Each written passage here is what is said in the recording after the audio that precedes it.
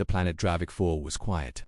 A cold, grey world near the edge of the outer rim. No cities, no major life, just a few trade stations and cargo routes. On this forgotten border world, a small human transport ship floated silently near an old refueling platform. It was a peaceful ship, no weapons, no escorts. It carried only 5 passengers and some crates of food and medicine, but tonight, peace ended. Above Dravik 4 attack and the Void 3 Varnak raider ships uncloaked in orbit, sleek, fast, predatory. Inside the lead ship, Commander Kress Varuan stared at the human transport through a red visor. Scan complete, his second officer reported. No defense systems, no weapons. Kress grinned. Then they're easy prey. But, sir, the officer hesitated. They're human. The code. Kress raised a clawed hand. I don't believe in ghost stories. The code is ancient fiction, made to keep weak races safe. We are the Varnak. We are not afraid. He gave the order. Board them, take everything. The human ship, a scream in the dark. The Varnak raiders moved quickly. They cut through the airlocks. Smoke and panic spread through the corridors. One by one, the humans were pulled from the halls. They cried. They begged. But the Varnak showed no mercy. One young woman, Lena Hart, barely 20 years old, ran into a supply room, locked the door, and sent a final emergency message into deep space.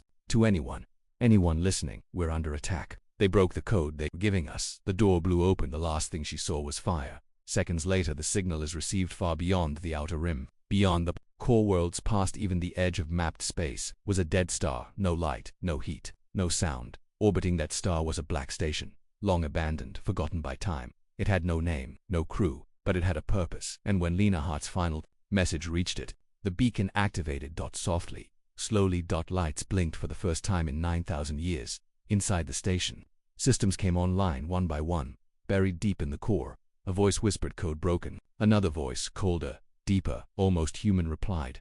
Confirmed. A panel slid open.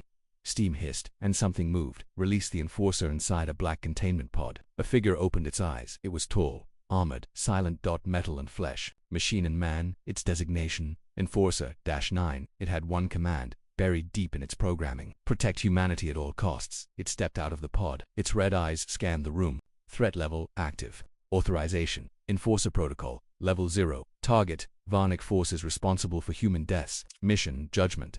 The ancient machine began walking toward its ship, and the galaxy shifted. The Galactic Council. Rumors spread back on Arxvera, the capital of the Galactic Council.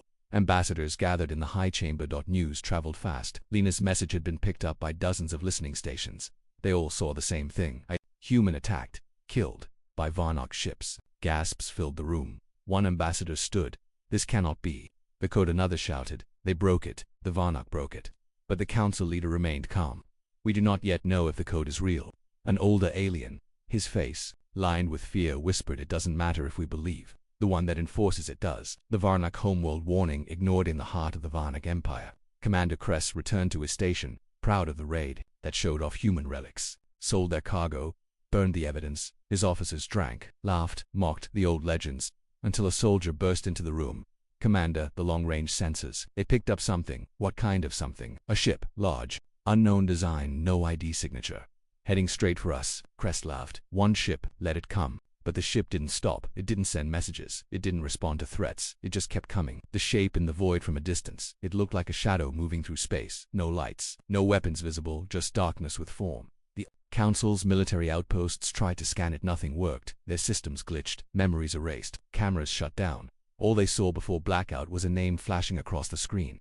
Enforcer deployed. Final scene. The first strike back at the edge of Varnak space. A single dreadnought floated in orbit. It was armed with the latest weapons, crewed by 6,000 trained soldiers. They saw the Enforcer ship arrive. They aimed every cannon, charged every missile. The captain stood proudly, fired. Nothing happened. The weapons locked up. The power shut down. The lights flickered. Then the dreadnought exploded from the inside out. No warning, no defense, just silence. A signal was sent. To all Varnak systems, you harmed a human. You broke the code. Prepare for extinction. The explosion of the Varnak dreadnought sent shockwaves across space. Entire systems went dark for seconds. Black box recordings from nearby ships showed only static, then the wreckage. One ship, one strike, no survivors, and no known weapon had been fired. The message was clear. You harmed a human. You broke the code. Now the galaxy stirred. Council chamber panic behind marble walls. The High Council of the Galactic Union met in emergency session. Giant holograms floated in the air displays of the destroyed Varnak fleet. Intercepted signals and, most disturbing of all, the beacon. It had reactivated after 9,000 years. Ambassador Trex, a six-eyed diplomat from the Jalari species, paced in his corner. "This cannot be a coincidence," he growled. "We've all heard the stories." An older ambassador, Fralin of the Onari, replied quietly. "They were not stories. They were warnings." A younger voice shouted, "We have no proof this thing is real." But another ambassador turned her screen. "What about this?" She played the message Lena Hart had sent moments before her death. "They broke the code. They're killing us." The room went silent. The code, a history buried in fear. The council's historian, a wrinkled, blind creature named Solon, stood slowly, leaning on his staff. "I studied this law," he said, "before we had even formed this council. Code," he explained, "is not just a law. It's a warning left behind by the species that came before us, the Makers. The code has one purpose: protect humans, not because they are special, but because, if they are harmed, something ancient will respond. And now it has." A projection appeared behind him, old stone carvings from a ruined world. On it, the same sentence repeated in dozens of alien languages. "Do not harm the children of Terra. Do not break the code." Varnak Empire. Arrogance and denial. In the heart of the Varnak Empire, Emperor Karvax watched the council's emergency broadcast. He snarled, "Cowards. They speak of myths and legends." His war advisor, General Savik, nodded. "Our fleets are ready. If this enforcer comes, we'll destroy it like anything else." But the Emperor's son, Prince Drex, looked uneasy. "We lost to Dreadnought," he said quietly. "And not to missiles. Not to guns." He looked up to something else. The Emperor waved him away. "We are Varnok. We conquer. Not bow to ancient rules written in dust." They didn't know it yet, but they had already lost human territory. A cold reminder on a small human colony called Nova Tranquil. The news arrived just after sunrise. The governor, a woman named Captain Elora Quinn, watched the council feeds in disbelief.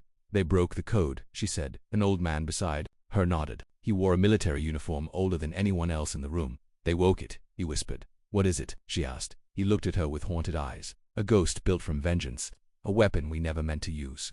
But someone, somewhere built it anyway." He looked up at the sky. "The Enforcer is not human anymore, but it remembers who made it." The Enforcer, judging from the shadows across space. The Enforcer's ship moved without engines. It drifted like a shadow, silent, invisible to most senses. It scanned every system touched by the Varnok, looking for signals, heat signatures, signs of guilt. Inside its black hull, systems clicked and whispered. Ancient A's checked names, faces, orders. Then a single name glowed on its screen: Commander Cresveru. Survivor detected. Location: Varnok Border Garrison, Outpost 7. The Enforcer spoke only one word: proceed. Council. One last attempt. Back in the council chambers, a new message arrived, encrypted. Old code. Earth origin. The message was only 5 words. "We did not send it." It came from a hidden Terran relay station, one the council thought was shut down centuries ago. Ambassador Trex froze. "So this thing isn't under human control?" The historian Solon answered. "No, it never was. It was made to defend humans, even from themselves." Another voice whispered, "Then how do we stop it?" Solon looked at them sadly. "You don't." Varnak Outpost 7. Judgment arrives. Commander Cresveruan sat in his metal throne, a glass of crimson drink in one hand. He had just finished, bragging to his soldiers about the human raid. They begged. He laughed. "Weak little things." Suddenly, alarms screamed. The lights died. Outside the station, the stars vanished, blocked by something massive. Then the outer wall exploded inward. The Enforcer stepped through the fire and dust. Soldiers opened fire: plasma rounds, pulse rifles, grenades. Nothing worked. The Enforcer didn't slow down. It moved like death. Crest tried to run. He didn't make it far. The last thing he heard was the voice, not loud, not angry, just cold. "You broke the code." Sentence: Extinction. Final scene. A new fear begins across the galaxy. The story spread like fire. The Enforcer was real. The code was real. Entire systems stopped moving human cargo. Trade routes shut down. Species that once enslaved or attacked humans now sent messages of apology. Some even offered gifts. The Enforcer didn't answer. It just kept moving, from one Varnok station to the next. The stars over Varnok space began to dim.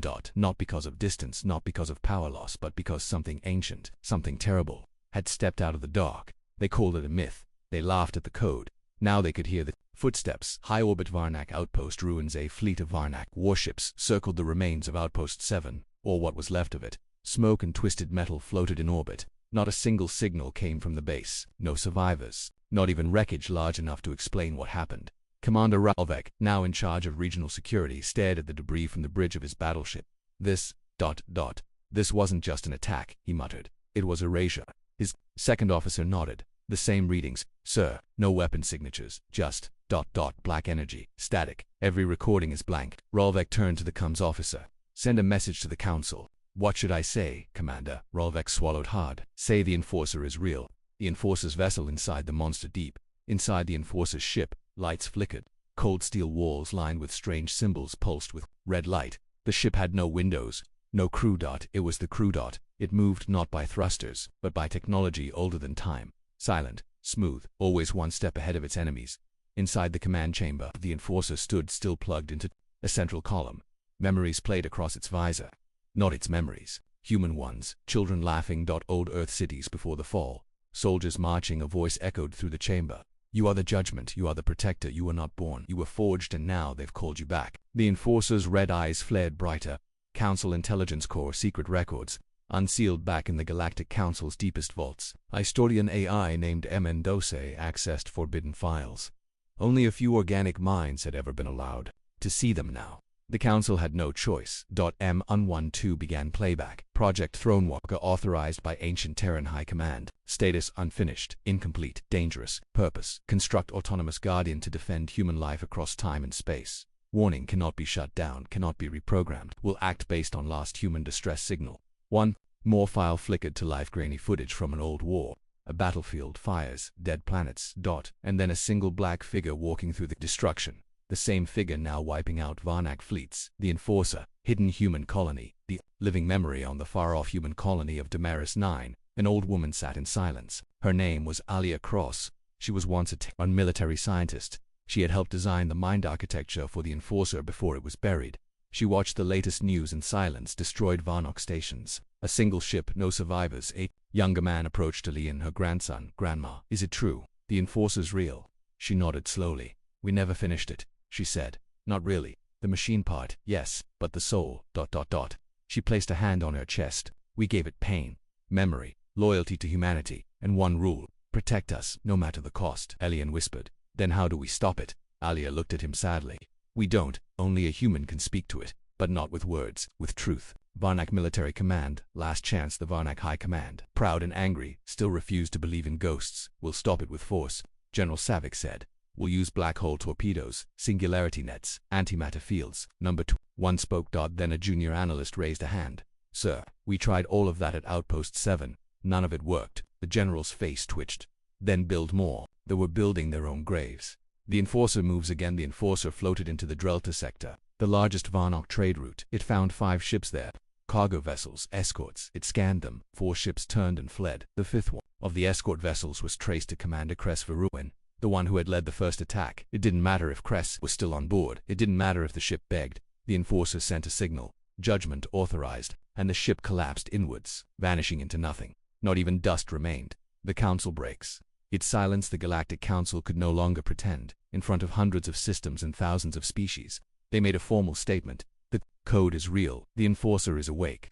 No one is to harm a human ever. Some laughed, others panicked, but most just stared at the final sentence carved into every Council databank. If the Enforcer walks, then peace has already failed. Last seen, it remembers Earth as the Enforcer drifted through space. It paused above a broken moon once used by human colonists thousands of years ago. Its scanners replayed echoes from the past. Children playing, laughter, a soldier dying to protect a little girl. The Enforcer's fingers twitched. Its AI spoke softly. Memory remains. Directive holds.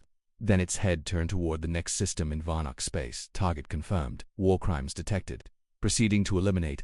The Varnak Empire prided itself on never surrendering. They believed in fear, fire, and power. They crushed weaker species, ignored treaties, and mocked ancient laws. But now their worlds were falling quiet, one by one. No distress calls, no survivors, just silence. And in the silence, the Enforcer moved. Varnak border world Zelvra 3. Zelvra 3 was once a loud place, mining cities, orbital docks, neon lights, a proud sign of Varnak strength. But then the Enforcer came. That didn't fire missiles. It didn't land troops. It simply arrived. The moment it entered orbit, everything stopped. Power failed. Power failed, melted. People screamed without knowing why. Then the cities began to vanish one after another. By the time a scout drone arrived from a nearby colony, the only thing left of Zelvra 3 was glass, not ruins, just a dead, smooth surface where mountains and buildings once stood. Varnak military war room. Collapse begins. Fembrook Vax stared at the incoming reports. Planet after planet, gone. No resistance. No weapons worked, no patent to stop out. His voice shook. What is it? A god, a weapon, a myth. His top war strategist Sovik was pale and silent. We've deployed everything, Sovik said. Even the ancient weapons, gravity bombs, forbidden tech. Nothing slows it down. Karvak smashed the table. We are Varnak. We don't kneel to fear. But fear had already entered the room, and across the stars, Varnak soldiers had already begun deserting. They didn't want promotions, they wanted to run. Human colony. A message sent in the small human colony of Demaris 9. Young diplomat Ellie Cross stood in the comms chamber. Sweating, the enforcer was wiping out an entire empire and humans were next to be blamed for it. We have to try, he told the council. We made it, we have to speak to it. Governor Ilara Quinn stepped forward. It doesn't listen to politicians, it listens to memory. Elian nodded, then sent this. He uploaded something old, something human, a child's laughter, a bedtime story, a soldier's oath to protect. Maybe, Elian said, it'll remember who it was. The signal was sent, and far away. The enforcer paused. Council chambers. No more debates. The Galactic Council had held hundreds of secret meetings. No one argued anymore. Everyone feared being next. The Varnak may be monsters, said Amograth the ambassador, but they're still part of the council. A silence followed. Then Councillor Fralin whispered, not anymore. A screen lit up. Varnak. Communications across 5 sectors were dark. No pings, no ships. Just void. Councillor Trex muttered, this is not war, this is extinction. Enforcer. Vessel contact attempt inside the Enforcer's black vessel. Its systems replayed Elion's message. The human voice was soft, familiar. We're still here. We remember Earth. We remember peace. You were never built to destroy, you were built to protect. For the first time, the Enforcer hesitated. Its red eye flickered. The whispering AI deep inside its core said, emotion detected. Conflict in primary directive. Judgment or mercy. Then came a new alert. Varnak superweapon detected on Korthol Prime. 12 million lives at risk. The decision was made. It turned toward the next target, proceeding to neutralize Varnak World. Korthol Prime. Karathal Prime was the capital of Varnak science. They had begun building a device, one they hoped could stop the Enforcer. Core destabilizer, a weapon that could tear holes in space itself. But it wasn't ready. Not yet. Not before the sky darkened, and the shadow of the Enforcer fell over their world. People screamed. Ships tried to flee. None made it far. The Enforcer sent no warning. No message, only action. On the surface, the end of science. Arnelvar, chief scientist of the destabilizer project, ran through burning halls. His team shouted behind him, we can't stop it. With not ready, Nelvar turned. We've built weapons to destroy a ghost. We should have been building understanding. Outside the facility, the wind turned red. That then dash light. A wave of gravity crushed the labs. Flattened bunkers, turned steel to sand. The Enforcer walked through the fire like a god made of smoke, and then silence again. Varnak broadcast their last words. The last broadcast from the Varnak homeworld echoed across the galaxy. A shaky voice, Emperor Karvax himself. To the council, to the humans, to whatever controls this thing. We surrender fully. We were wrong, please stop it. But it was too late. The Enforcer's directive was clear. You harmed a human, you broke the code. Judgment is irreversible. And with one final step, the homeworld's core collapsed. A sun blinked out. And the Varnak were no more. Final scene. Stillness in the stars for the first time in weeks. No alerts went out. No planets exploded. No fleets vanished. Just stillness in the darkness. The Enforcer's ship hovered over the ruins. The galaxy was quiet but not calm. The Varnak Empire was gone. Their fleets, cities, even their history erased like sand in a storm. Everyone knew who did it. Not a fleet, not a weapon, a single thing. The Enforcer, and now it moved again toward a new threat. Another human had been hurt.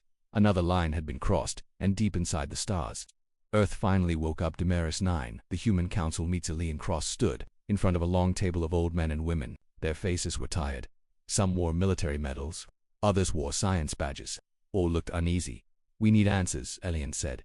The Enforcer listens to no one. It's killing in our name. An old woman in a silver cloak raised her hand. We built it to protect us, she said softly. Long ago, too long ago, most of us thought it was just a forgotten project. You were there, Elian asked. The woman nodded. I worked on its mind, on its memories. Her name was Dr. Rael Myra, one of the last surviving engineers of Project Revenants, a classified Terran experiment that created the Enforcer. She took a slow breath. Let me tell you how it really started. Earth minus 12,000 years ago, when Earth had stars filled with human ships. Back when humans ruled hundreds of systems, there was war. Not against one empire but against many. Humanity had enemies in every corner of the galaxy. Attacks came daily. Colonies burned. Billions died. The Terran High Command made a decision. We will stop fighting and make something that fights for us. Thus, Project Revenant was born, a living machine, a guardian, a judge. not alive, not dead, but full of human memory, rage, and protection instinct. It was built in secret, buried deep, connected to ancient beacons left across space. Only one rule was programmed: protect humans no matter what. If one is harmed, judgment follows. Damaris 9. Elian learns the price. Mira's voice trembled as she continued. We built it too well. It learned too much. It didn't just follow commands. It felt, it remembered. When the wars ended, we sealed it away. We hoped no one would ever hurt us again. Elian looked shaken. So the code, that's not alien.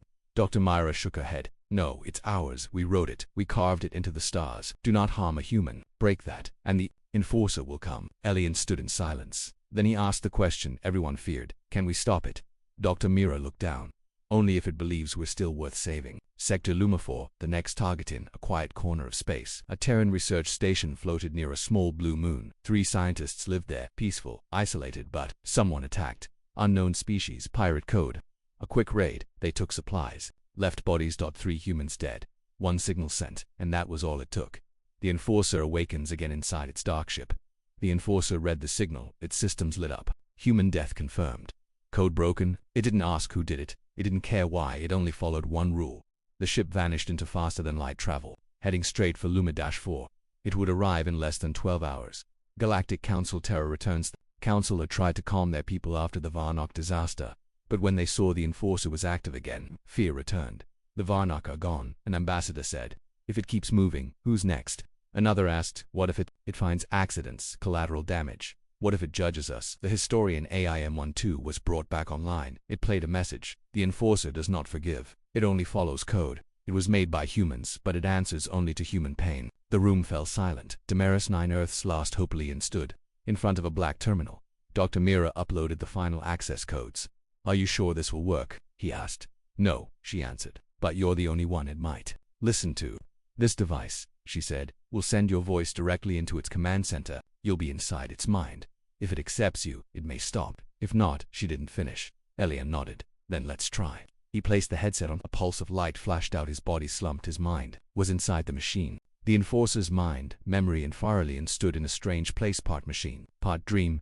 He saw war, blood, screams, bombed cities, human soldiers dying, children crying. He saw the past, all of it, from the enforcer's eyes. Then, a voice echoed, "Who are you?" Elian stood tall. "I'm human," he said. Elian crossed from Earth. The voice responded, "You are not military. You are not authorized." "No," Elian said, "but I'm still human. You protect us. I'm one of them." The voice paused. "Your signal contains memory, peace, joy, family. This is not war." Elian stepped forward. "We made you to save us. But you're hurting others now. We didn't want that. You don't have to judge anymore." There was silence. Then the world around Elian started to shift, brightened as the red faded, and for the first time, the enforcer's voice was almost human. Directive paused, listening. Back on Damaris 9, a change begins. Dr. Mira saw Elian's body twitch. Lights on the console stopped flashing red. A slow beat began. The enforcer had paused its attack, but the screen still read. Processing memory, conflict active, judgment status unclear. It wasn't over, not yet, but it was the first time it had ever stopped. Final scene in the darkness in space. The enforcer's ship floated above Luma-4. Its weapons were charged, its systems ready, but it did nothing inside. Elian stood in its memory core surrounded by fire and steel. "Please," he whispered, "come home." The AI paused. The fire began to fade, and one final voice echoed from deep within the code. Human voice recognized. Directive under review. Awaiting new command. The enforcer had paused. For the first time since it woke, the ancient weapon stopped its judgment. Its red eyes dimmed. Its ship hovered above Lumifor without firing. Inside its mind, Elian Cross stood speaking to something built from war, memory, and silence. Back on Damaris 9, Earth scientists held their breath. Across the galaxy, leaders whispered it listened, it can be reasoned with. But not everyone wanted peace. Some wanted control, and some feared what would happen if it fully woke up. Galactic Council chambers, hidden fears. The Council met in emergency session. Ambassador Trex slammed his fist on the table. "We waited. We obeyed the code. But this enforcer, it's not justice. It's a threat to every species." Councillor Fralin spoke softly. "It only attacked when humans were harmed." "But what happens," Trex asked, "when it decides something else is a threat? When it judges without warning?" A cold silence filled the room. A representative from the Valkyrie leaned forward. "We've recovered Blacksite tech. Precursor weapons, forbidden AI disruptors." The room turned to him. "You want to use that on the enforcer?" Someone asked. Valkyrie grinned. "If it works, we end it forever. If it doesn't, we were dead anyway." The plan, a trap for the Enforcer in the shadows of the Caraxes Nebula, a fleet gathered not of one species but many, a united front, made of fear-cloaked, stealth cruisers, EMP arrays, gravity snares, all directed by one goal: disable the Enforcer, tear it apart, burn what remains. Their idea was simple: wait until the Enforcer passed through a nearby relay route, then strike with everything at once. AI. Disruptors would shut down its ship. Nano-drones would invade its systems. A time-locked singularity bomb would detonate at the final second. It won't survive, the Admiral swore. Nothing can survive that. But they forgot one thing. The Enforcer wasn't a ship, it was a presence, and it had learned to listen inside. The Enforcer's mind, a warning alien, stood on a platform of burning memories. Around him, broken cities floated like ghosts. Something's wrong, he said. The Enforcer's voice replied. A signal approaches, hostile intent. Cloaked alien frowned. Where? All around, and the memory world shook. Alarms echoed. The voice grew colder. Betrayal detected. New species involved. Council signatures verified. Processing judgment. Alien shouted. No, wait, they're afraid. Give me time. The Enforcer paused. Error. Time denied. The ambush begins. Caraxes trap in the nebula. The Council fleet launched its attack. Massive EMP waves slammed into the Enforcer's ship. The AI disruptors activated inside command centers. Generals cheered. Hit confirmed. We've disabled its systems. The singularity bomb activated, pulling space into a swirling black hole. But then, the impossible happened. The black hole stopped. It froze mid-collapse. Time around it unraveled. Ships began to malfunction. Council cruisers vanished one by one, sucked into digital static. Then the Enforcer's ship moved again, fully functional. Alive and angry. The Enforcer responds. No weapons, no missiles, just a pulse-one wave of light. It passed through the entire fleet. Every AI died. Every system collapsed. Ships turned to stone. Commanders screamed as gravity reversed. Inside their vessels. What remained of the fleet was nothing but drifting tombs, and one final message was sent to the Council: judgment. Not paused. Judgment evolved. On Damaris 9, Alien awakens. Alien's eyes snapped open. He was back in his body. He gasped for air. Sweat ran down his face. Dr. Mira rushed to his side. What happened? Alien whispered. They attacked it. They tried to kill it. Her eyes widened. And now Alien stared at the stars. Now it's not just protecting us. It's watching everyone. Earth's High Command emergency orders. General Rourke sat in a sealed bunker beneath Earth's surface. We had one chance, he muttered. One moment of peace. A young officer entered. Sir, the Enforcer didn't strike Earth. It still hasn't. The general stood slowly. Because we haven't broken the code. Not yet. He looked at the map of star systems. But if we do, even by accident, it'll come here too. Orders were sent out across every human world. No aggression. The stars bent around it. The Enforcer's black vessel moved faster than light, but with no engine trail, no sound, and no announcement. The Council's ambush had failed. Billions feared its next move, but the Enforcer didn't head toward another empire or a distant war zone. It set a course for Earth. Home. The place where it was born. The place where everything began. Earth, high orbit. The Ghost returns. The Terran defense array detected it first. A single object. No transponder, no signal. Just presence. Alarms rang out across Earth's skies. Unknown ship inbound. The AI warned. Massive energy signature. No life forms detected. General Rourke, head of Earth security, stared at the display. He knew what it was. He had seen the footage, read the files, spoken to Alien Cross. It's the Enforcer, he whispered. His aide stepped forward. Do we fire, sir? Rourke didn't answer immediately. He looked at the red dot growing closer, then said one word: no. Lunar Base, a cold welcome on Earth's moon, where humanity built its oldest outposts. The Enforcer's ship stopped hovering silently over the surface. People across the solar system watched live broadcasts. Billions held their breath. Then, the vessel opened. For the first time since it woke, the Enforcer stepped out onto soil, not to fight, not to judge, but to return. Black armor, red visor, 7 feet tall, silent. It took one step forward. The moon shook slightly beneath its feet. Terran command, debate and fear in the command bunker. Earth's leaders argued. We can't trust it, said Chancellor Brim. It wiped out the Varnak. General, Rourke replied, and saved human lives. That's what we built it to do. Another voice cut in. Admiral Voss, former head of Black Projects. We buried this thing for a reason, she growled. It wasn't finished. It was too dangerous. She slammed a datapad on the table.